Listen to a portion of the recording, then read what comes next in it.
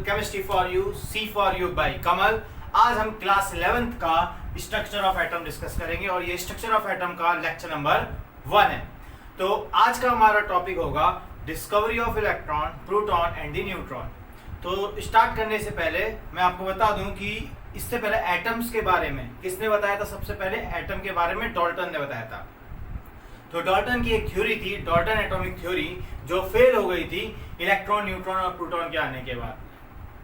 Dalton ने क्या बताया था? डाल्टन ने कहा था कि जो भी मैटर होता है उसके इंडिविजुअल पार्टिकल क्या है? एटम। एटम को आप फर्दर डिवाइड नहीं कर सकते, लेकिन जे थॉमसन, गोल्डस्टीन और बोर और क्या कहते हैं चैडविक के आने के बाद ये थ्योरी क्या हो गई? फेल हो गई। और क्या आपको पता लगा कि इसके बाद आपके एटम्स के अंदर इलेक्ट्रॉन, न्यूट्रॉन, प्रोटॉन होते हैं। डाल्टन की एटॉमिक थ्योरी क्या थी? क्या कहते हैं जो एटम्स होते हैं वो इंडिविजुअल होते हैं। Atoms of same element have same property, atoms of different elements have different property. ये कुछ प्रॉपर्टी, कुछ थ्योरीज थी किसकी? डाल्टन की। और ये डाल्टन की थ्योरी 1800 के करीब आई थी और 1800 के करीब आने के बाद भी ये बहुत सही वैलिड थ्योरी थी उस समय तक की, क्योंकि उससे पहले एटम्स के बारे में इतनी डिटेलिंग किसी ने नहीं की थी, इतने अच्छे से डिटेलिंग किसी ने नहीं की थी। उसके बाद जे थॉमसन आए, ये बात है 1880 1890 के बीच की बात है। तो सबसे पहले उसने स्टार्ट किया डिस्कवरी ऑफ इलेक्ट्रॉन। तो डिस्कवरी ऑफ इलेक्ट्रॉन के लिए उन्होंने क्या लिया? एक डिस्चार्ज ट्यूब ली। क्या ली?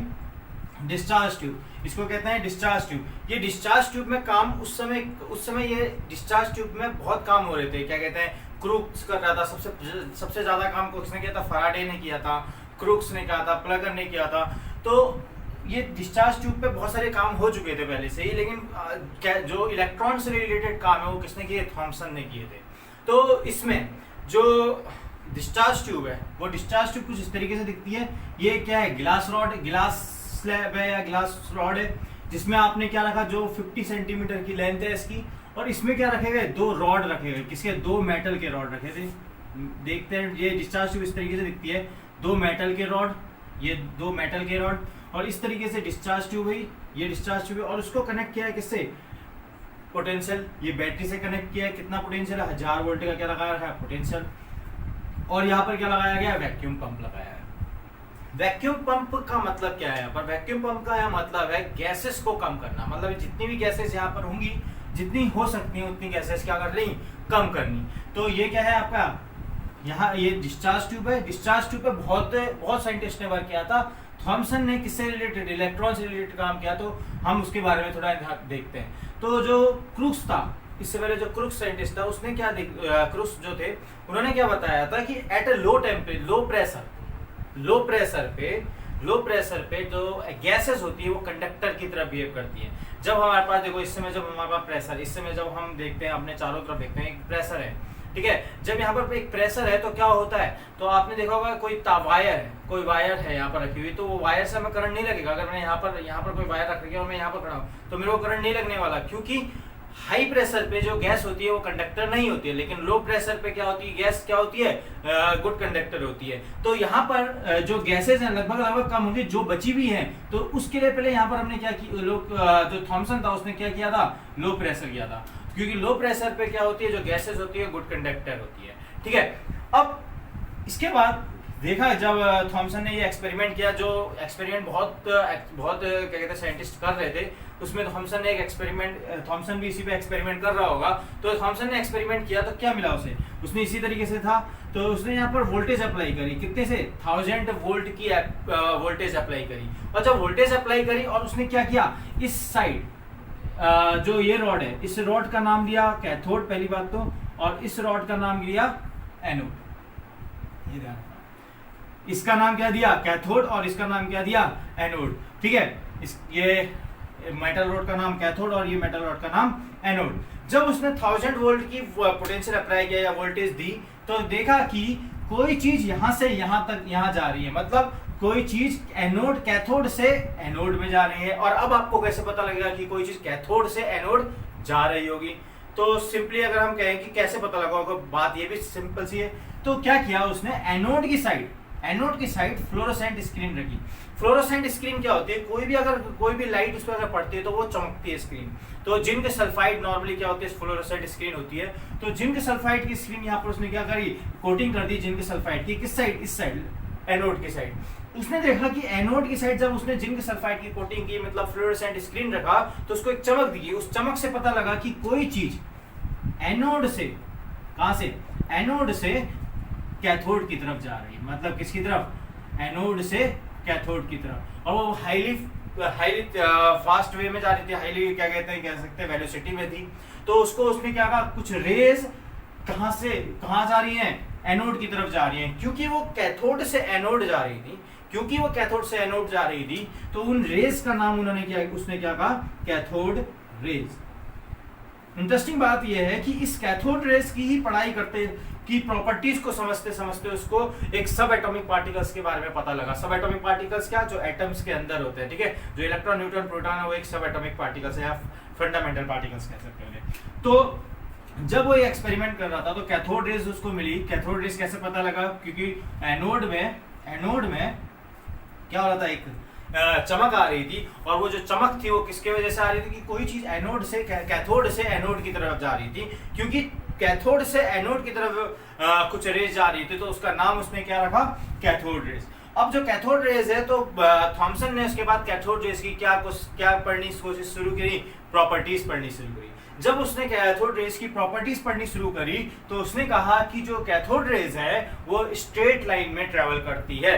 कैसे पता लगा होगा कि वो कैथोड रेज ट्रेवल करती है स्ट्रेट लाइन में, तो आपने पहली बात तो आप कैसे कह सकते हो कोई लाइट स्ट्रेट लाइन में ट्रेवल करती है। जब आपने कहीं टॉर्च लेना, तो टॉर्च को हाथ में ऐसे करके अंधेरे में कभी टॉर्च लेना और टॉर्च में देखना, टॉर्च जब हाथ में लगाओगे तो क्या होगा, पीछे की तरफ उतनी जितना आपका हाथ होगा, जो हाथ होगा वो शैडो दिखेगी उसकी, लेकिन क्या नहीं दिखेगी, लाइट, वो जो लाइट होगी वो नहीं दिखेगी उस साइड कैसे दिखेगी, शैडो दिखेगी। तो इससे पता लगता है कि लाइट क्या होती है, ट्रैवल करती है स्ट्रेट लाइन में, ठीक है। वैसे ही उसने क्या किया, इस रेज, जो ये रेज जा रही थी, तो उसके बीच में, क्योंकि वो क्रिश्चियन, आपको पता है क्रिश्चियनों के पास क्या होता है, उनका इस तरीके से क्या होता है, लॉकेट कह सकते हैं या भी, ठीक है, जीसस क्राइस्ट का होता है। तो यहाँ से जब रेस जा रही थी, तो उसने बीच में क्या किया कि ये इस तरीके से लॉकेट रखा, तो देखा कि पीछे की साइड जहां पर एनोड है, जहां आपने क्या कर रही थी, जिंक सल्फाइड की कोटिंग की थी, उस साइड उसे शैडो दिख रही थी। तो जिससे ये पता लगा कि जो क्या कहते हैं, रेस जा रही है, वो क्या कहा जा रही है, कैथोड से एनोड जा रही है और ट्रैवल कर रही है स्ट्रेट लाइन में।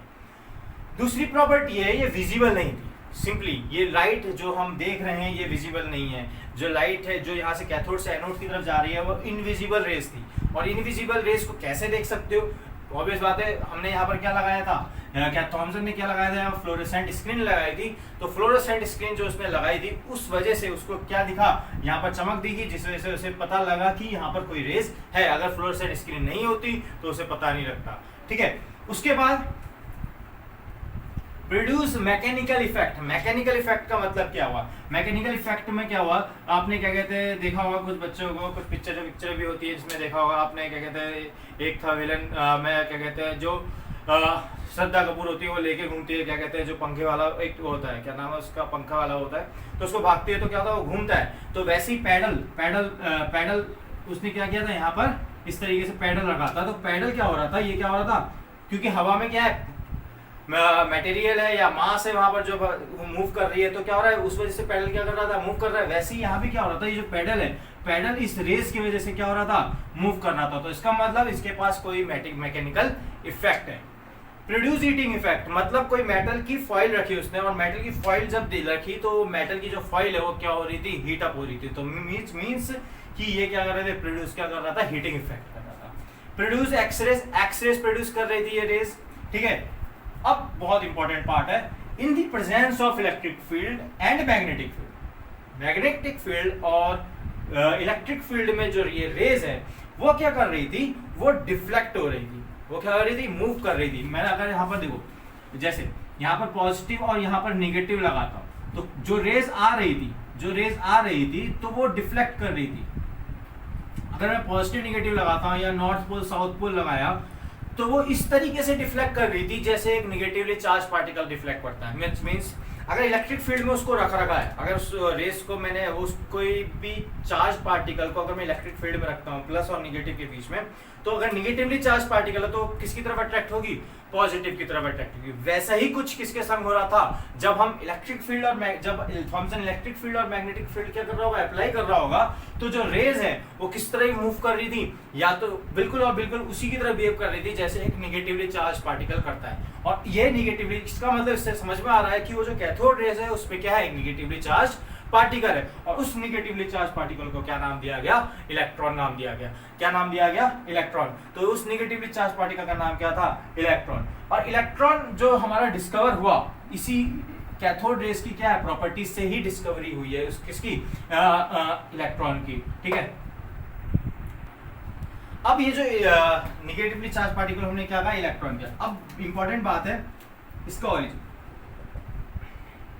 ठीक है, ओरिजिन कहां से था, ओरिजिन ऑब्वियस बात है कहां से है, कैथोड रे का ओरिजिन कहां से है, जो मेटल रॉड जो हमने लगाई थी वही इसका क्या था, ओरिजिन था। और सबसे इंपॉर्टेंट बात कि जो आपका ये कैथोड रेज है या फिर जो इलेक्ट्रॉन है, जो ये रेज है, रेज का जो प्रॉपर्टीज है वो जब हमने क्या किया यहाँ पर मेटल की रॉड चेंज करी, जब हमने मेटल की रॉड चेंज करी और जब हमने अंदर की गैसेस को चेंज करा, मतलब एक एक करके पहले हमने रॉड चेंज करी, फिर हमने प्रॉपर्टीज देखी, किसकी प्रॉपर्टीज देखी, किसकी कैथोड रेज की प्रॉपर्टीज देखी, या फिर प्रॉपर्टीज देखी, उसमें कोई चेंज नहीं था, कोई भी चेंज नहीं आ रहा था। मतलब जो आपकी कैथोड रेज है वो डिपेंड नहीं कर रही थी कि अगर आपका क्या है, या तो मेटल की रॉड चेंज कर दो या तो गैस चेंज कर दो, उस पर डिपेंड नहीं कर रही थी। तो बहुत इंपॉर्टेंट पार्ट है कि जो आपका निगेटिवली चार्ज पार्टिकल, जो आपका ये कैथोड रेज है, वो किस पे डिपेंड नहीं करता, ना तो उस मेटल पे डिपेंड करता है कि कौन सा मेटल है, और ना ही किस पे डिपेंड करता है जो गैसेस आपने वहां पर रख रखी है। बहुत गैसेस तो आपने सक करके पंप से निकाल दिए, लेकिन जितनी भी गैसेस हैं वो उस पर डिपेंड नहीं कर रहा। आपने हीलियम रखी, नियॉन रखी, हाइड्रोजन रखी, चेंज करते रहो गैस को, लेकिन क्या नहीं चेंज हो रहा था। अब वो देख क्या रहे थे कि चेंज क्या नहीं हो रहा था, वो जो देख रहे थे वो क्या था, वो था ये E/m रेशियो। ध्यान रखना, जो चेंज नहीं हो रहा था, मैं बार बार कह रहा ना, कैथोड रेज की प्रॉपर्टीज चेंज नहीं हो रही थी, और वो कैथोड रेज की प्रॉपर्टीज कैसे पता लगेगी कि चेंज क्या चेंज नहीं हो रहा था, वो था E/m रेशियो, जिसको बोलते हैं हम चार्ज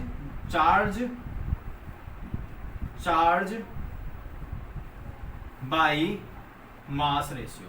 जो चार्ज बाई मास रेशियो जो आया था इलेक्ट्रॉन के लिए 1.7 इंटू 10⁻11 कूलम पर केजी, ये वैल्यू में कोई चेंज नहीं था। ये वैल्यू सब अगर आप मेटल की रॉड सेम वही रखो, मैं गैसेस जो भी गैस रखी हुई है वो भी वही रखो, चेंज करते रहो, हाइड्रोजन रखो, हीलियम रखो, नियॉन रखो, मेटल की रॉड को चेंज रखो, एल्यूमिनियम कर दो, कुछ भी कर दो, लेकिन जो E/m की वैल्यू हो रही थी वो चेंज नहीं हो रही थी। तो इसका मतलब क्या है आपका, और अब बात यह है कि जो E/m की वैल्यू है वो कैसे आई, ये इसके लिए काम किया था थॉमसन ने। तो ये जो वैल्यू है ये किसने निकाली, थॉमसन ने निकाली थी। और थॉमसन ने क्या किया था, थॉमसन ने भी क्या किया था, इसमें एक एक्सपेरिमेंट किया था। ये जो E/m की वैल्यू है 1.7 इंटू 10⁻11 कूलम पर केजी के लिए क्या किया गया था, एक एक्सपेरिमेंट किया था। इसी एक्सपेरिमेंट को थोड़ा सा मॉडिफाई किया था, क्या निकालने के लिए उसने, E/m रेशियो। देखो थोड़ा सा, ये आपके लिए इतना ज्यादा इंपॉर्टेंट नहीं है, फिर भी देख लो कि एक्सपेरिमेंट था क्या। उसने क्या किया, थोड़ा सा मॉडिफिकेशन किया, उसने यही रॉड लिया और थोड़ा सा कैथोड को, जो एनोड साइड है उसको क्या कर दिया, इस तरीके से बना दिया। ठीक है, और यहां से वोल्टेज अप्लाई करी। ठीक है, और ये इस तरीके से। अब क्या हुआ, इसमें क्या हुआ कि जो रेस थी जब यहां से यहां जा रही थी, ठीक है, उसने क्या किया,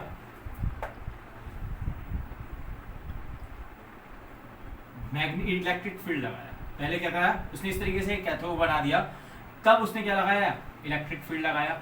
जब उसने इलेक्ट्रिक फील्ड लगाया तो जो रेस थी वो क्या हुई, मूव करी होंगी, कुछ डिफ्लेक्शन शो करेंगी। देखो यहाँ से जो रेस थी वो जा रही होगी, यहाँ पर कोई जैसे कोई ये रेस है, वो कहाँ जा रही होगी, इस तरीके से जाने वाली थी, इस पॉइंट में आने वाली थी, सीधी सीधी रेस आने वाली थी, इस पॉइंट में टकरानी थी। तो ये पॉइंट को मैंने ए मान लिया। ठीक है, लेकिन जब उसने इलेक्ट्रिक फील्ड को अप्लाई किया, तो वो जो रेस थी उसमें क्या आया, कुछ डिफ्लेक्शन आया, और डिफ्लेक्शन से वो कहां पर स्पॉट देखी गई, वो स्पॉट मान लो कि कौन से पॉइंट में करी, एक्स पॉइंट। ठीक है, ठीक हो गया। जब इलेक्ट्रिक फील्ड हटाया, जब इलेक्ट्रिक फील्ड आया और क्या लगाया, मैग्नेटिक फील्ड लगाया, तो डिफ्लेक्शन जो आया वो कहां पर आया, वाई पॉइंट पे आया। ठीक है, मतलब जब इलेक्ट्रिक फील्ड लगाया तब कुछ डिफ्लेक्शन आया, जब मैग्नेटिक फील्ड आया तब कुछ डिफ्लेक्शन आया।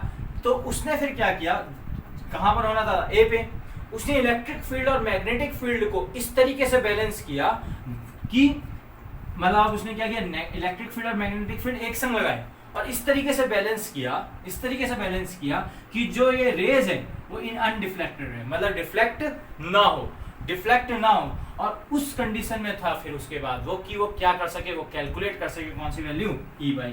वो थोड़ी फिजिक्स के टर्म्स हैं जिसको आप समझना पड़ेगा, उसके लिए इतना नहीं चाहते हम, बस इतना समझो कि एक्सपेरिमेंट उसने क्या किया, एक्सपेरिमेंट उसने ये किया कि रेज जो थी उसको पास कराया, पास जब कराया तो थोड़ा सा कैथोड रेस एनोड की साइड को थोड़ा सा मॉडिफिकेशन किया, थोड़ा सा डिस्चार्ज ट्यूब में। उसने देखा कि जब इलेक्ट्रिक फील्ड लगाया तो डिफ्लेक्शन कुछ आया, नेगेटिव साउथ पोल और नॉर्थ पोल लगाया कुछ डिफ्लेक्शन आया। लेकिन जब उसने क्या किया, जब उसने इस तरीके से बैलेंस किया दोनों फोर्सेस को, इलेक्ट्रिक फोर्स और मैग्नेटिक फोर्स को, कि जो आपकी रेज है वो अनडिफ्लेक्टेड रहे, तो वो उस कंडीशन में था कि वहां से वो क्या निकाल सके, उसका E/m रेशियो। कुछ फिजिक्स के टर्म्स को यूज करते हुए उसने क्या निकाला वहां से, E/m रेशियो, जो कितना निकला 1.7 × 10⁻11। उसके बाद आपके पास E/m रेशियो है, लेकिन हमें तो जरूरत पड़नी थी किसकी, इलेक्ट्रॉन के चार्ज की और इलेक्ट्रॉन के मास की, ध्यान रखना। क्योंकि आज तक आप क्या सुनते हो, इलेक्ट्रॉन का मास और इलेक्ट्रॉन का चार्ज क्या होता है, इलेक्ट्रॉन का मास और इलेक्ट्रॉन के चार्ज। तो यहाँ थॉमसन ने तो ऐसा कुछ नहीं किया, थॉमसन ने क्या निकाला है, E/m रेशियो। तो क्या हुआ था, उसके बाद एक साइंटिस्ट आए जिन्होंने मास निकाला, मास ऑफ इलेक्ट्रॉन। E क्या हुआ, चार्ज, M क्या हुआ, मास, चार्ज बाई मास रेशियो तो निकल गया। लेकिन मास निकालने के लिए जो आए उनका नाम था क्या, जो चार्ज निकाला, किसने निकाला, चार्ज ऑफ इलेक्ट्रॉन जो निकाला वो निकाला मिलिकन ने। मिलिकन ऑयल ड्रॉप मेथड का यूज किया, मिलिकन ने ऑयल ड्रॉप मेथड का यूज किया, जिससे उसने क्या निकाला, मास, चार्ज ऑन इलेक्ट्रॉन निकाला। वो निकाला 1.602 × 10⁻19 कूलम। मिलिकन ने ऑयल ड्रॉप मेथड से क्या निकाला, चार्ज निकाला, किसका, इलेक्ट्रॉन का चार्ज निकाला। इसका भी एक एक्सपेरिमेंट है, वो भी देख लेते हैं। ध्यान रखना इतना ज्यादा इंपॉर्टेंट नहीं है एक्सपेरिमेंट, तो इसमें भी ध्यान रखना, इसने भी थोड़ा सा फिजिक्स की चीजों को थोड़ा दिमाग में रख के ही बनाया। तो इसमें करा क्या था, इसने देखते हैं। तो इसमें करा क्या था, इसने क्या लिया था, इस तरीके से एक ग्लास सिलेंडर लिया, सिलेंडर टाइप का, ठीक है, सिलेंडर टाइप का लिया, और इस तरीके से एक ये है, ठीक है। यहां से उसने एक एटोमाइजर लिया, एटोमाइजर मतलब उससे जो भी पार्टिकल निकलेंगे वो एक एटम की तरह होंगे। एटोमाइजर को आप इस तरीके से ले सकते हो, जैसे पानी का स्प्रे होता है, जो आप क्या कहते हैं बार्बर के पास जाते हो तो आपके बालों में लगाते हो, उस तरीके से जो स्प्रे होते हैं उस तरीके का, उसमें से जो पार्टिकल जो होते हैं बहुत छोटे छोटे ड्रॉप्स में आते हैं। तो ड्रॉप्स फॉर्म में आ रहे हैं, मतलब एटम्स के फॉर्म में आ रहे हैं। कौन सी चीज एटम्स के फॉर्म में आ रही है, वो आ रही है ऑयल। ऑयल को उसने किस फॉर्म में, यहाँ से ऑयल को किस फॉर्म में फेंका, एटोमाइजर्स के फॉर्म में, मतलब एटम्स के फॉर्म में, मतलब कैसे, वही इस तरीके से समझ लो जैसे बार स्प्रे करते हैं उस तरीके से फॉर्म में क्या आ रही है, यहाँ से एक एक ऑयल ड्रॉप नीचे आ रही है, और यहाँ पर क्या कर रहे थे, होल लगाए हुए थे, और यहाँ से एक्सरेज पास कर रहे थे, यहाँ से एक्सरेज पास कर रहे थे, और यहाँ से टेलीस्कोप से देखा जा रहा था। मिलिकन का एक्सपेरिमेंट है, इसको हम बोलते हैं मिलिकन ऑयल ड्रॉप मेथड। तो जब यहाँ से ऑयल का स्प्रे हुआ तो ऑयल को वन बाय वन नीचे जाना था, ठीक है, ऑयल पार्टिकल को नीचे जाना था, ठीक है। अब यहाँ से वो क्या कर देख रहा है, यहाँ से उसने ये जो दोनों चीज हैं इनको किससे कनेक्ट की है, बैटरी से, प्लस और माइनस से, ठीक है। अब यहाँ से जब उसने एक्सरे पास करी, जो मान लो कि ऑयल का कोई ड्रॉपलेट यहाँ आया, तो आपको पता ही है कि कोई भी मैटर के अंदर इलेक्ट्रॉन है ही, तो इस एक्सरे ने इस ऑयल के ड्रॉपलेट को क्या कर दिया, आयनाइज कर दिया। क्या कर दिया, आयनाइज कर दिया। और उसके ऑयल के ड्रॉप एटम्स के फॉर्म में है, तो ऑयल के चारों तरफ क्या लग गया, इलेक्ट्रॉन लग गया। क्या लग गया होगा, इलेक्ट्रॉन लग गया होगा, मतलब ये निगेटिवली चार्ज हो गया होगा। अब ये जो ऑयल ड्रॉप है, ऑयल ड्रॉप है, ध्यान में पॉजिटिव और निगेटिव है, क्या है, इसको निगेटिव पॉजिटिव लेते हैं और इसको सॉरी इसको निगेटिव और इसको पॉजिटिव। अब देखो दो फोर्स लगेंगे इस ऑयल ड्रॉप में। ये ऑयल ड्रॉप वहां से क्या हुई, एटमाइजर से नीचे आई और एटमाइजर से नीचे आते हुए यहाँ पर आ गई। तो जब वो आई तो उसको दो फोर्स लगेंगे, एक तो ग्रेविटेशनल फोर्स जिसकी वजह से उसको नीचे आना था, एक इलेक्ट्रोस्टैटिक फोर्स जिसको वजह से उसको ऊपर जाना था। क्योंकि ये प्लेट कौन सी है आपकी, ये आपकी निगेटिव प्लेट है। क्योंकि यहाँ से जब आपने एक्सरे किया था तो इसको आयनाइज कर दिया। आयनाइज मतलब इसके इलेक्ट्रॉन इस पे प्रोड्यूस हो गए। तो इस तरीके से इसके चारों तरफ क्या लग गए, चारों तरफ क्या लगा हुआ है, इलेक्ट्रॉन लगा हुआ है। तो इस पे कौन सा चार्ज है, निगेटिवली चार्ज है। और जब अब देखो ऊपर से इसको नीचे आना था क्योंकि ग्रेविटेशनल फोर्स था, लेकिन यहाँ है निगेटिव चार्ज। निगेटिव चार्ज इस प्लेट में कौन सा चार्ज है, निगेटिव चार्ज। जब इस प्लेट में निगेटिव चार्ज है तो एक फोर्स उसको नीचे आने को, एक फोर्स उसको ऊपर आने को। तो जब टेलीस्कोप से देखा गया तो ये क्या हो रहा था, ऊपर की तरफ जा रहा था। ठीक है, अब मिलिकन भी इसी कंडीशन में था कि इसमें चार्ज को इस तरीके से वो बैलेंस कर सकता था, इसमें चार्ज को इस तरीके से बैलेंस कर सकता था कि ग्रेविटेशनल फोर्स और इलेक्ट्रोस्टैटिक फोर्स की वजह से वो जो ऑयल ड्रॉप है वो ऊपर नीचे ना जाके एक जगह पे क्या हो जाए, स्टैटिक हो जाए, एक जगह पे रुक जाए। और जहां पर रुक गया तो वो इस कंडीशन में था कि वो क्या निकाल सके, चार्ज ऑफ इलेक्ट्रॉन निकाल सकते हैं। अगेन ये फिजिकल टर्म ही है। तो उसने क्या निकाल दिया, चार्ज निकाले। एक्चुअली में उसने निकाला क्या था, उसने निकाला ये था कि उस हर बार जो चार्ज आ रहा था, हर बार क्या हो रहा था, एक चार्ज किसी के मल्टीपल पे आ रहा था। मतलब जो चार्ज आ रहा था वो n इंटू ई आ रहा था। मतलब एक ये जो E की वैल्यू है वो तो हर बार सेम आ रही थी, लेकिन वो n मल्टीपल, क्योंकि ऑयल के अंदर एक इलेक्ट्रॉन है, काफी इलेक्ट्रॉन है, तो n मल्टीपल ऑफ एक नंबर क्या आ रहा था, वो नंबर क्या था 1.602 इंटू 10 की पावर माइनस 19। तो ये थोड़ा सा था मिलिकन ऑयल ड्रॉप मेथड। तो इतना समझना है कि मिलिकन ऑयल ड्रॉप मेथड से आपको क्या मिला, मिलिकन ऑयल ड्रॉप मेथड से आपको मिला E की वैल्यू। और आपको थॉमसन ने कौन सी वैल्यू दी है, थॉमसन ने दी है कौन सी वैल्यू, E/m रेशियो। तो देखो किसी भी इलेक्ट्रॉन का मास निकालना इतना आसान नहीं है। कैसे, देखो इलेक्ट्रॉन का मास निकालना इतना आसान क्यों नहीं है, क्योंकि देखो एटम वैसी बहुत छोटी चीज है, उसके बाद इलेक्ट्रॉन जो उससे भी छोटा होगा, जो एटम को हम देख ही नहीं सकते हैं आज के जमाने में, और उसके बाद इलेक्ट्रॉन का मास निकालना आसान नहीं होगा। जैसे ये सब फिजिक्स के टर्म्स का यूज करके हम लोग चार्ज वार्ज निकाल दे रहे थे, अब हमने यहाँ पर क्या लगाएंगे, प्योर मैथमेटिक्स लगाएंगे। मैथमेटिक्स कैसे निकालेंगे, देखो मास ऑफ इलेक्ट्रॉन क्या होगा, जो चार्ज आया, ठीक है, चार्ज बाई E/m। तो मैथमेटिकली ये m ऊपर आ जाएगा तो मास ऑफ इलेक्ट्रॉन निकल के आ जाएगा। ठीक है, तो अगर हम देखें तो मैथमेटिकली ये जो भी वैल्यू आएगी इसको अपॉन करने के बाद वो क्या होगी, मास ऑफ इलेक्ट्रॉन होगी। तो देख E कितना आया 1.602 इंटू 10 की पावर माइनस 19, या फिर नॉर्मली हम इसको क्या लेते हैं 1.6 लेते हैं। और नीचे हमारी जो वैल्यू है वो कितनी है 1.7 इंटू 10 की पावर 11 गुलाम पर केजी। जो यहाँ से जो वैल्यू आती है वो आती है 9.1 इंटू 10 की पावर माइनस 31 केजी, ये वैल्यू आती है। तो mass of electron, mass charge of electron और E/m रेशियो आपके सामने है। तो समझ में आया कि discovery of electron J Thomson ने की, एक डिस्चार्ज रे ट्यूब ली, और डिस्चार्ज रे ट्यूब जब उसने ली तो उसने देखा कि कुछ रेज कैथोड से एनोड की तरफ पास हो रही है। उन कैथोड रेज के बारे में जब उसने पढ़ना शुरू किया तो पता लगा कि वो स्ट्रेट लाइन में चलती है, हीटिंग इफेक्ट शो करती है, मैकेनिकल इफेक्ट है, मतलब पेडल को घुमा देती है, और क्या कहते हैं एक इनविजिबल रेज है जो केवल और केवल फ्लोरोसेंट स्क्रीन में क्या हो रही थी, दिखती हैं।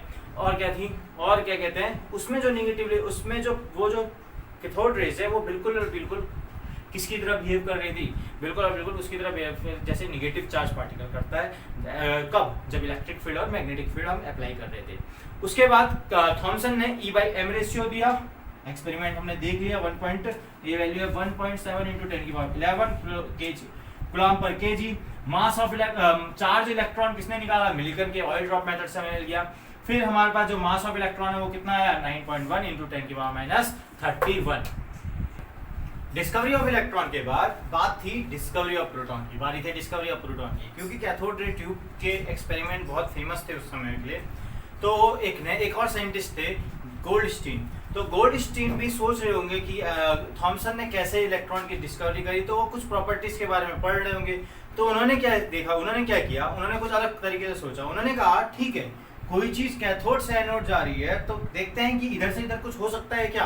तो उन्होंने क्या किया होगा, उन्होंने क्या किया, जो एनोड साइड है, एनोड साइड को ऐसे ही रखा, और जो स्क्रीन थी परफोरेट वो फ्लोरोसेंट, वो किस साइड कर दी, इस साइड कर दी, कैथोड की साइड। और जो कैथोड था वो परफोरेटेड लिया। परफोरेटेड का मतलब क्या होता है, परफोरेटेड का मतलब होता है आपका कि जैसा आपने सिंक देखा है, सिंक जिसमें जो आपके घर में होता है सिंक, उसमें जो छेद होते हैं, उस तरीके की एक चिमनी, एक प्लेट टाइप की ले ली, जिसमें छोटे छोटे होल्स होते हैं, जिससे आर पार जाया जा सकता है, जैसे छोटे छोटे पार्टिकल्स क्या से आर पार जा सकते हैं। तो उसने परफोरेटेड कैथोड लिया। तो उसने क्या किया, पहली बात तो उसने प्रेशर को कम किया और थोड़ी गैसेस को ज़्यादा डाली। मतलब जैसे उसने कौन सी गैस इसमें मिला दी, हाइड्रोजन गैस मिला दी, लेकिन इसमें थोड़ी हाइड्रोजन गैस ज़्यादा रखी कंपेरेटिवली। जैसे आपने किसमें देखा होगा, किसमें डिस्कवरी ऑफ इलेक्ट्रॉन में, तो उन्होंने गैसेस सारी निकाल दी थी जितनी हो सके। मतलब ऐसा तो हो नहीं सकता सारी गैसेस निकाल देंगे। और प्रेशर को क्या कर दिया था, हाई प्रेशर कर दिया था, ठीक है, लो प्रेशर कर दिया था, और लो प्रेशर कर दिया था। यहाँ क्या कर दिया, थोड़ा सा प्रेशर को हमने बढ़ा दिया। वहाँ 10⁻³ था, यहाँ 10⁻⁻1 है। तो जब ऐसा किया, तो जब वोल्टेज अप्लाई करी गई, तो देखा गया कि कुछ रेज यहां से यहां जा रही है। कैसे पता लगा होगा, सिंपली फिर से वही चीज पता लगेगी। क्या चीज पता लगी होगी कि जो फ्लोरोसेंट स्क्रीन है वो क्या कर रही थी, चमक दे रही थी। वो चमक दे रही थी क्योंकि कोई चीज यहां से यहां क्या हो रही है, हिट कर रही है। ये काम जब उसने लो प्रेशर पे किया होगा तो उतना नहीं आया। जैसे जैसे उसने क्या किया, हाई प्रेशर किया, वैसे वैसे ये जो चमक थी बढ़ने लग गई होगी। मतलब गैसेस जब मिलाए तब भी चमक बढ़ रही होगी। तब उसने ऑब्जर्व किया कि कोई चीज यहाँ से यहाँ जा रही है, क्योंकि वो चीज एनोड से कैथोड जा रही थी। जैसे कैथोड से एनोड जा रही थी तो उसका नाम कैथोड रेस का आता। तो कोई चीज एनोड से कैथोड जा रही थी तो उसका नाम उसने क्या दिया, उसका नाम दिया उसने एनोड रेस। ठीक है, एक चीज ध्यान रखना, एनोड रेस की जो प्रॉपर्टीज थी बिल्कुल सेम एज किसकी तरह थी, कैथोड रेस की तरह। वो स्ट्रेट लाइन में ट्रेवल कर रही थी, व्हील को घुमा दे रही थी, ठीक है, और हीटिंग इफेक्ट भी प्रोड्यूस कर रही थी। डिफ्लेक्शन जो शो हो रहा था, वो डिफ्लेक्शन कैथोड रेस की बिल्कुल और बिल्कुल उल्टा था। मतलब कैथोड रेस का जो डिफ्लेक्शन शो हो रहा था, अगर आपने पॉजिटिव निगेटिव प्लेट लगाई थी, जो डिफ्लेक्शन जो शो हो रहा था, जैसे इसने पॉजिटिव और निगेटिव लगाई, कैथोड रेस पॉजिटिवली साइड हो रही थी, डाइवर्ट हो रही थी। लेकिन जो एनोड रेस थी वो किस साइड डाइवर्ट हो रही थी, निगेटिव की साइड हो रही थी। निगेटिव प्लेट की साइड क्या हो रही थी, अट्रैक्ट। इसका मतलब वो जो रेज है उस पे कौन सा चार्ज है, पॉजिटिवली चार्ज है। और उस पॉजिटिवली चार्ज पार्टिकल को क्या कहा गया, उस पॉजिटिवली चार्ज पार्टिकल को प्रोटॉन कहा गया। लेकिन इसमें थोड़ा सा इंटरेस्टिंग ये है कि जो एनोड रेज बन रही थी उसका जो ओरिजिन है, जैसे कैथोड रेस का जो ओरिजिन है वो कैथोड मेटल रॉड है, कैथोड है। जो कैथोड रेस का जो ओरिजिन है वो कैथोड है, और पर जो एनोड रेस का जो ओरिजिन है वो एनोड नहीं है, वो द गैस प्रेजेंट इन दी, जो ओरिजिन है वो क्या है, in between the anode and the cathode. जो ओरिजिन है वो कहा किसके बीच का है, एनोड और कैथोड के बीच में जो गैस होंगी वो है। ठीक है, अब जैसे मान लो कि यहाँ पर हमने कौन सी गैस रखी थी, हाइड्रोजन गैस रखी थी। क्या रखी थी, हाइड्रोजन गैस रखी थी। तो हाइड्रोजन में आपको पता ही रहता है, हाइड्रोजन गैस रखी थी। तो हाइड्रोजन में आपको पता ही होता है कि एक प्रोटॉन होता है और एक क्या होता है, न्यूट्रॉन होता है। एक प्रोटॉन होता है और क्या होता है, एक प्रोटॉन होता है और एक इलेक्ट्रॉन होता है। एक प्रोटॉन होता है और एक क्या होता है, इलेक्ट्रॉन होता है। तो कौन सी गैस रखी हुई थी, यहाँ पर कौन सी गैस रखी थी, हाइड्रोजन गैस रखी हुई थी। तो हाइड्रोजन में आपको पता ही है कि एक प्रोटॉन और एक इलेक्ट्रॉन होता है। ठीक है, अब जब उन्होंने क्या किया होगा, यही डिफ्लेक्शन देखा होगा, तो कौन सा चार्ज पार्टिकल आया, निगेटिवली पॉजिटिवली चार्ज पार्टिकल आया, उसका क्या नाम दिया, एंड वो प्रोटॉन। लेकिन प्रोटॉन का ओरिजिन कैथोड की तरह नहीं है। कैथोड का ओरिजिन, कैथोड रेस का ओरिजिन कैथोड है, लेकिन एनोड रेस का ओरिजिन एनोड नहीं है। एनोड रेस का ओरिजिन है in between the anode and the cathode, between the, उसका ओरिजिन है कैथोड और एनोड के बीच में हुआ था कहीं पर, ठीक है। अब जो गैसेस यहाँ पर रखी थी वो कौन सी रखी थी? यहाँ पर जो गैसेस हमने जो रखी हुई थी वो गैस रखी हुई थी आपका कौन सा, इसमें जो गैसेस हैं वो हाइड्रोजन गैस है मान लो। जब हाइड्रोजन गैस ली है तो सिंपली दिमाग लगाया गया। तो दिमाग क्या लगाया गया? देखो कोई एटम है, उसमें क्या है? इलेक्ट्रॉन है, उसका चार्ज कितना है? 1.6, माइनस लगाना भूल गया था, 1.6 इंटू 10 की पावर माइनस 19 कूलम। उस समय तक हमें यह पता था कि ये एटम एक स्टेबल चीज है, ठीक है। यहाँ पर एक जो आपके पास इलेक्ट्रॉन है, इलेक्ट्रॉन है हाइड्रोजन में एक, प्रोटॉन है एक, कितने हैं? हाइड्रोजन में इलेक्ट्रॉन है एक, प्रोटॉन है एक, विच मीन्स हाइड्रोजन के अंदर एक एटम, एक प्रोटॉन भी है, एक इलेक्ट्रॉन भी है। तो देखा गया कि जो ये है इलेक्ट्रॉन, इलेक्ट्रॉन का चार्ज जितना होगा पॉजिटिव में, क्योंकि एटम एक न्यूट्रल स्पीसीज है, एटम एक न्यूट्रल, हमने हाइड्रोजन यहाँ पर ले रखा है, तो हाइड्रोजन के बाद एक प्रोटॉन होता है और एक इलेक्ट्रॉन होता है। तो अब इस नेगेटिव चार्ज को बैलेंस करने के लिए उतने ही क्या होंगे? पॉजिटिव चार्ज होगा। मतलब एक प्रोटॉन का चार्ज भी कितने के बराबर होगा? एक इलेक्ट्रॉन के बराबर होगा। तो देखा गया कि जो ई की वैल्यू होती है वो कितनी होती है? प्लस 1.602 इंटू 10 की पावर माइनस 19 होता है। किसके लिए? प्रोटॉन के लिए। प्रोटॉन का charge, this is the charge on proton, charge on proton, the charge on proton of electron is the charge on proton is, E से डिनोट करते हैं, क्या है ये? 1.602 इंटू 10 की पावर माइनस 19 कूलम, ठीक है। अब देखो ये जो चार्ज ऑन प्रोटॉन तो निकल गया, अब मास की बारी आई। मास की क्या बारी आई? देखो हाइड्रोजन रखा हुआ था, हाइड्रोजन के बारे में देखो, मास निकालने का एक बिल्कुल सही तरीका है, कैलकुलेटेड तरीका बता रहा है, ठीक है। हाइड्रोजन में क्या होता है? हाइड्रोजन एक एटम है जिसमें क्या होता है? एक प्रोटॉन होता है, एक इलेक्ट्रॉन होता है। इलेक्ट्रॉन के मास को हम क्या मानते हैं? नेग्लिजिबल मानते हैं। इलेक्ट्रॉन के मास को क्या माना? नेग्लिजिबल माना। हाइड्रोजन एटम के अंदर एक इलेक्ट्रॉन है, प्रोटॉन है, ठीक है। इलेक्ट्रॉन के मास को क्या माना? नेग्लिजिबल। अब इलेक्ट्रॉन के मास को नेग्लिजिबल मान रहे हैं, तो इसका मतलब जो कंप्लीटली मास डिपेंड कर रहा है हाइड्रोजन का, किस पे कर रहा है? प्रोटॉन पे कर रहा है। किस पे कर रहा है? प्रोटॉन पे कर रहा है। और अब हाइड्रोजन का मास तब तक निकाला जा चुका था 1.67 इंटू 10 की पावर माइनस 24 के निकाला जा चुका था, 10 की पावर माइनस 27 kg निकाला जा चुका था, ठीक है। 1.67 इंटू 10 की पावर माइनस कितना था? 1.27 kg, ठीक है, निकाला जा चुका था हाइड्रोजन का मास। तो हाइड्रोजन के अंदर एक इलेक्ट्रॉन है और एक प्रोटॉन है। इलेक्ट्रॉन का मास को हम नेग्लिजिबल मानते हैं, तो बचा क्या? एक प्रोटॉन। तो हाइड्रोजन का मास कितना आया? प्रोटॉन का मास कितना आया? जो हाइड्रोजन का मास होगा, ठीक है। तो देखा गया जो मास ऑफ हाइड्रोजन है, तो मास ऑफ प्रोटॉन है, मास ऑफ प्रोटॉन वो कितना था? Mass of proton is equal to कितना था? 1.67 इंटू 10 की पावर माइनस 27 kg, ठीक है। इसके लिए जो E बाई एम की वैल्यू है, वो जो E की बाई एम की वैल्यू 9.58 इंटू 10 की पावर 7 कूलम पर kg है। क्या है? 9.58 10 की पावर माइनस 10 की पावर 7 कूलम पर kg है, ठीक है। तो ये था आपका क्या? प्रोटॉन। प्रोटॉन किसने डिस्कवर किया था? गोल्डस्टीन ने। गोल्डस्टीन ने बोला कि जो भी रेज है वो कहाँ जनरेट हो रही है? वो जनरेट हो रही है एनोड और कैथोड के बीच में। और एनोड, और ध्यान रखना ये जो E बाई एम की वैल्यू है वो क्या नहीं है, वो केवल ये निकली है केवल हाइड्रोजन के लिए, जिसके पास एक इलेक्ट्रॉन है और एक प्रोटॉन है, ठीक है। अब देखो एक चीज, जो यहाँ पर जो भी आपके गैसेज हैं और कोई भी रॉड होगी, तो जो E बाई एम की वैल्यू थी कैथोड के लिए, किसके लिए? कैथोड के लिए, कैथोड रेस के लिए, वो क्या थी? सेम थी। बट सभी के लिए, मतलब अगर आप गैस चेंज कर रहे हो या इलेक्ट्रोड चेंज कर रहे हो तो ये वैल्यू क्या आ रही थी? सेम आ रही थी। बट ये सेम नहीं आ रही थी जब किसकी बात चल रही थी? प्रोटॉन की बात चल रही थी। E by M ratio same नहीं आएगा। जो ये E बाई एम की वैल्यू सेम नहीं आती है, मतलब अलग अलग गैसेस रखोगे तो अलग अलग वैल्यू आएगी। क्यों? देखो अभी देखो, हाइड्रोजन के केस में जो भी एनोड रेज होगी वो किससे बनी होगी?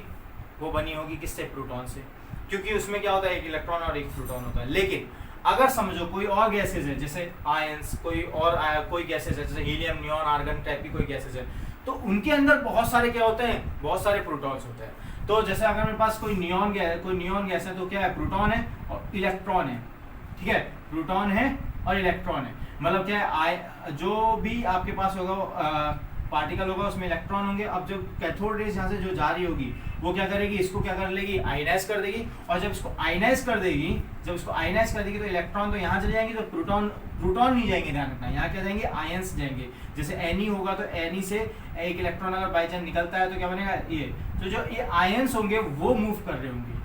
तो ध्यान रखना, एनोड रेस हाइड्रोजन के केस में प्रोटॉन की होती है, लेकिन और केसेस में किसकी होती है, आयंस की बनी होती है, ठीक है। तो ये अब हम बात करते हैं डिस्कवरी ऑफ न्यूट्रॉन की। तो डिस्कवरी ऑफ इलेक्ट्रॉन के बारे में पता लग गया, डिस्कवरी ऑफ प्रोटॉन के बारे में पता लग गया था। कुछ टाइम तक डिस्कवरी ऑफ इलेक्ट्रॉन और डिस्कवरी ऑफ प्रोटॉन के बारे में पता रहा। 1932 में चैडविक ने एक नया सब एटॉमिक पार्टिकल डिस्कवर किया जिसका नाम था न्यूट्रॉन। उससे पहले बहुत सारे एटॉमिक मॉडल भी आ चुके थे। अभी हम बाद में जब एटॉमिक मॉडल पढ़ेंगे तब समझेंगे कि एटॉमिक मॉडल आ गए थे, लेकिन न्यूट्रॉन को इंक्लूड नहीं किया गया था। लेकिन आइडिया था कि एक पार्ट इसमें है, मतलब ऐसा कोई पार्ट है जो न्यूट्रल है, जिसके पास मास तो है लेकिन वो न्यूट्रल है, क्योंकि मास थोड़ा वेरिएट कर रहा था, एटॉमिक मास थोड़ा वेरिएट कर रहा था। जैसे हाइड्रोजन के केस में तो एक प्रोटॉन होता है और एक इलेक्ट्रॉन होता है, तो जो उसका मास आ रहा था वो तो उतना ही आ रहा था। लेकिन बेरिलियम और भी जितने भी एलिमेंट्स हैं उनका जो एटम का जो मास है वो इलेक्ट्रॉन और प्रोटॉन के मास को जब हम देख रहे तो नियरली डबल आ रहा था। अगर मान लो कि बेरिलियम हीलियम है, हीलियम का मास कितना है, 4 आता है, प्रोटॉन कितने हैं, 2 आना कितना चाहिए था, 2 आ कितना रहा था, उससे डबल आ रहा था। तो ये तो थी कहानी की हाँ कोई ऐसी चीज है, लेकिन प्रूफ नहीं कर पा रहे थे कि कोई एक्सपेरिमेंट नहीं था जिससे पता लग पा रहा था कि ऐसा कुछ है। तो चैडविक ने 1932 में क्या किया, और ये जो न्यूट्रॉन की खोज है कह सकते हो कि एक्सीडेंटली हुई है। हुआ क्या कि हेनरी बैक्यूरेल नाम का एक साइंटिस्ट था, उसने रेडियो एक्टिविटी की खोज करी थी 1890s के करीब में। उसने क्या कहा था कि उसने एक रेडियो एक्टिव सब्सटेंस के बारे में बताया कि रेडियो एक्टिव सब्सटेंस ऐसे सब्सटेंस होते हैं जो अल्फा बीटा गामा रेस, एक सब्सटेंस ऐसे, रेडियो एक्टिविटी क्या होती है, रेडियो एक्टिव सब्सटेंस क्या होता है, रेडियो एक्टिव। देखो न्यूट्रॉन की खोज कैसे हुई उसके पीछे का रीजन देखो कि ये जब रेडियो एक्टिव सब्सटेंस को रखा जाता है तो 3 तरीके की रेस को क्या करता है, ये एमिट करता है। और वो 3 तरीके की रेस हाईली वो होती है, ज्यादा मतलब पावरफुल होती है। ये जो अल्फा रेस, बीटा रेस और गामा रेस को क्या करता है, एमिट करता है। अल्फा रेस को हम कह सकते हैं पॉजिटिवली चार्ज होती है, बीटा रेस निगेटिवली चार्ज होती है और गामा न्यूट्रल होती है, ठीक है। कैसे पता लगा होगा, फिर से इनको इलेक्ट्रिक फील्ड में रखा होगा तब से पता लग गया होगा। ये तो निगेटिव की तरह रिफ्लेक्ट होगी, बीटा पॉजिटिव की तरह रिफ्लेक्ट होगी और गामा क्या होगा, बिल्कुल भी रिफ्लेक्ट नहीं होगी, सीधी चली जाएगी। इसको डिनोट करते हैं He2+ से डिनोट करते हैं, बिल्कुल इसी की तरह ही होता है।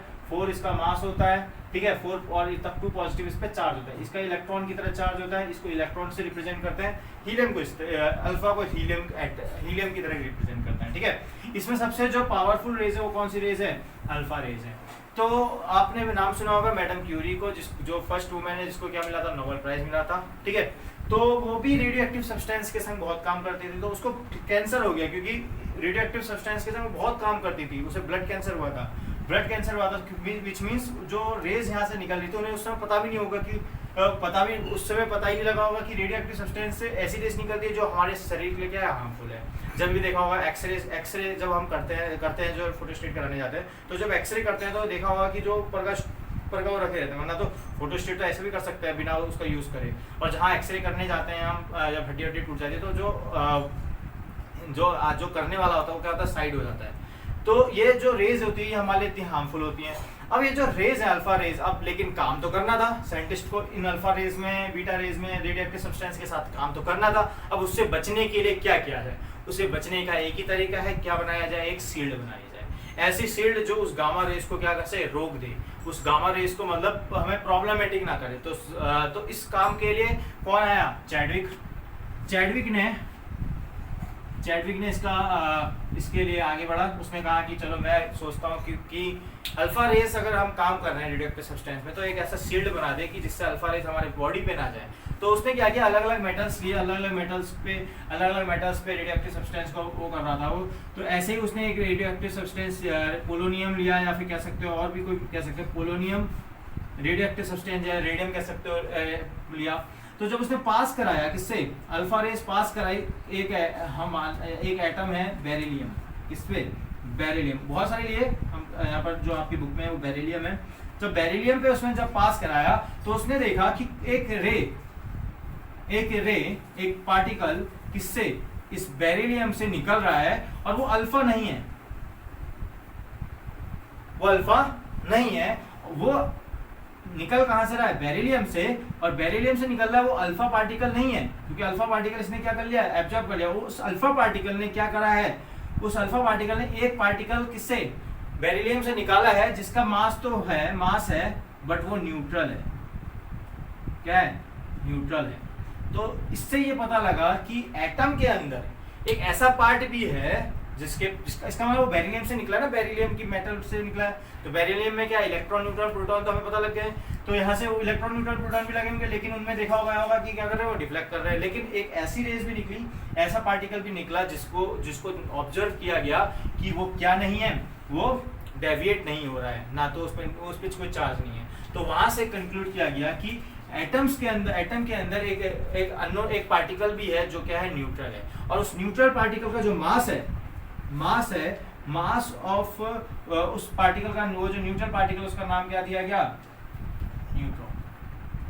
जो कहाँ क्या चीज करने बैठा था, क्या चीज निकल गया, ऐसा भी होता है। तो मास ऑफ न्यूट्रॉन जो था वो था 1.67 इंटू 10 की पावर -27, 275 कहते हैं, 27 kg, क्या 1.675 इंटू 10 की पावर -27 kg। तो जो न्यूट्रॉन चार्ज होता है न्यूट्रॉन पे, वो क्या होता है, चार्ज ऑन न्यूट्रॉन कितना आया, न्यूट्रल, 0 चार्ज, ठीक है, न्यूट्रल चार्ज कह सकते हैं। तो इसको मैं एक कंक्लूड करता हूँ। देखो बेरिलियम के हेल्प से हमें किसकी, चैडविक ने किसको, ये जो ईयर है वो कौन सा ईयर है, 1932, ठीक है। इसके बाद अब हम थोड़ा सा कंक्लूड करते हैं जो हमने निकाला। तो देखो 3 सब एटॉमिक पार्टिकल्स हैं, इलेक्ट्रॉन, प्रोटॉन और न्यूट्रॉन। जो इस पे चार्ज है वो क्या है, -1.602 इंटू 10 की पावर -19 कूलम, इतना गया +1.602 इंटू 10 की पावर -19 कूलम, और इस पे न्यूट्रल, ये क्या है, चार्ज नहीं है, ठीक है। इसका जो मास है वो कितना है, इलेक्ट्रॉन का जो मास है वो कितना है, मास 9.1 इंटू 10 की पावर -31 kg, और ये कितना है, प्रोटॉन का जो मास है वो कितना है, 1.67 इंटू 10 की पावर -27 kg, और फिर न्यूट्रॉन का मास क्या, 1.67 इंटू 10 की पावर -27 kg। तो ये है मास किसका, इलेक्ट्रॉन के, और इलेक्ट्रॉन, न्यूट्रॉन, प्रोटॉन का मास, ठीक है। तो ये तो पता लगा आपको किसकी, डिस्कवरी ऑफ इलेक्ट्रॉन किसने करी, जे थॉमसन ने, और डिस्कवरी ऑफ प्रोटॉन किसने करी, रदरफोर्ड ने। डिस्कवरी ऑफ प्रोटॉन गोल्डस्टीन ने करी, लेकिन नाम रदरफोर्ड का भी आता है क्योंकि बाद में मॉडिफिकेशन जो वैल्यूज हैं E/m, इन सब की वैल्यूज के लिए भी किसने काम किया, इन्होंने, रदरफोर्ड ने भी थोड़ा काम किया था, तो इस वजह से उसका नाम भी आता है। तो लेकिन मेनली हम किसको नाम यूज करेंगे, रदरफोर्ड का नहीं, गोल्डस्टीन का नाम लेंगे, ठीक है। तो ये तो था आपका मास ऑफ इलेक्ट्रॉन। एक टर्म थोड़ा मैं बता देता हूँ कि कोई भी एलिमेंट जो होता है, उसमें क्या होता है, एटॉमिक मास होता है, एटॉमिक नंबर होता है। पहली बात तो ये जो एटॉमिक नंबर होता है वो नंबर ऑफ प्रोटॉन के बराबर होता है, नंबर ऑफ प्रोटॉन के बराबर होता है, ये लिख लो, नोट कर लेना, नंबर ऑफ प्रोटॉन के बराबर होता है, नंबर ऑफ इलेक्ट्रॉन के बराबर भी हो सकता है, लेकिन नंबर ऑफ इलेक्ट्रॉन के बराबर नहीं हो सकता है। देखो कैसे, अभी देखेंगे थोड़ा। तो एटॉमिक मास क्या होता है, एटॉमिक मास होता है किसके बराबर, atomic mass is equal to होता है, क्योंकि नंबर ऑफ इलेक्ट्रॉन को हम नेग्लिजिबल मान लेते हैं, मास के इलेक्ट्रॉन, प्रोटॉन का मास और नंबर ऑफ न्यूट्रॉन का मास, ठीक है। एक टर्म होता है आइसोटोप्स, इसको मैं ज़्यादा, ये आपने पढ़ रखा है थोड़ा 9th क्लास में, इसलिए इसको नहीं बता रहा हूँ। आइसोटोप्स क्या होता है, सेम मॉलिक्यूलर फॉर्मूला, क्या होता है, same mass, same atomic number but different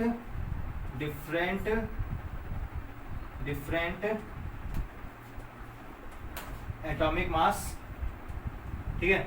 जैसे 1H1 1H2, ठीक है, 1H2 और 1H3। देखो यहाँ सेम एटॉमिक नंबर है, एटॉमिक नंबर सेम है, बट डिफरेंट क्या है, एटॉमिक मास है।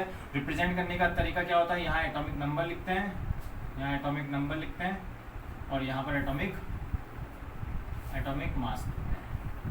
ठीक है, जैसे हाइड्रोजन के लिए ये नीचे 1 1 है, तो इसका मतलब ये एटॉमिक नंबर है और ये एटॉमिक मास है। तो देखो ये एटॉमिक नंबर है, नंबर ऑफ प्रोटॉन ये हो गया, तो नंबर ऑफ न्यूट्रॉन क्या हो जाएंगे यहाँ के लिए 0, यहाँ के लिए 1। अगर हाइड्रोजन में पूछा जाएगा तो नंबर ऑफ न्यूट्रॉन क्या होंगे 0, और सबसे ज़्यादा किस में होंगे 1s3 में होंगे। ठीक है, तो इसको प्रोटियम, ड्यूटेरियम और ट्राइटियम कहते हैं। एक होता है आइसोबार्स, आइसोबार्स, तो इसमें क्या होता है same atomic mass, atomic same atomic number, same atomic mass होगा, सेम एटॉमिक मास होगा, डिफरेंट एटॉमिक नंबर होगा। जैसे आपका same atomic mass, same atomic mass जैसे आपका क्या होता है पोटेशियम होता है जिसका 40 होता है, और आर्गन का भी क्या होता है मास 40 होता है, लेकिन इसका कितना होता है 19 होता है, और इसका एटॉमिक नंबर कितना होता है 18 होता है। तो ये तो था आपका क्या एग्जांपल। सेम आइसोबार्स क्या होता है सेम एटॉमिक नंबर पर डिफरेंट एटॉमिक मास। तो एक है आपका, एक होता है आपका, एक है आपका आइसोटोन्स, आइसोटोन्स क्या होगा डिफरेंट होंगे इसमें दोनों चीज, different atomic mass and atomic number, दोनों चीज डिफरेंट होगी, but same number of neutron, same number of neutron. और जो सेम नंबर ऑफ न्यूट्रॉन जैसे हमारे पास क्या है कार्बन 16 और 6, N 7 और 15 और O 8 16। देखो सब चीज से अलग है, एटॉमिक मास भी अलग है, नंबर भी अलग अलग है, लेकिन क्या है देखो 8 यहाँ भी कितना होगा 8, यहाँ कितना होगा 8। तो ये था आपका क्या आइसोटोन्स। तो number atomic number number of proton के बराबर होता है, atomic mass number of proton plus number of neutron होता है। आइसोटोप्स होते हैं same atomic mass number but different atomic mass, ये आपका एग्जांपल है। Isobars same atomic mass but different atomic number, ये एग्जांपल है। आइसोटोन्स डिफरेंट एटॉमिक मास और different atomic number but same number of neutron, इनको बोलते हैं हम क्या आइसोटोन्स। तो ये था मेरा लेक्चर नंबर 1 किससे स्ट्रक्चर ऑफ एटम का, इस लेक्चर नंबर 1 जिसमें मैंने आपको डिस्कवरी ऑफ इलेक्ट्रॉन, न्यूट्रॉन और प्रोटॉन बताया। जो नेक्स्ट लेक्चर होगा वो होगा इस मॉडल्स पे, एटॉमिक मॉडल्स पे हम पढ़ेंगे थॉमसन का, रुदरफोर्ड का, बोर का मॉडल। तो ये वीडियो अगर आपको पसंद आया तो इसको लाइक और शेयर करना बिल्कुल मत भूलिए, और मेरे चैनल को सब्सक्राइब करना बिल्कुल मत भूलिए।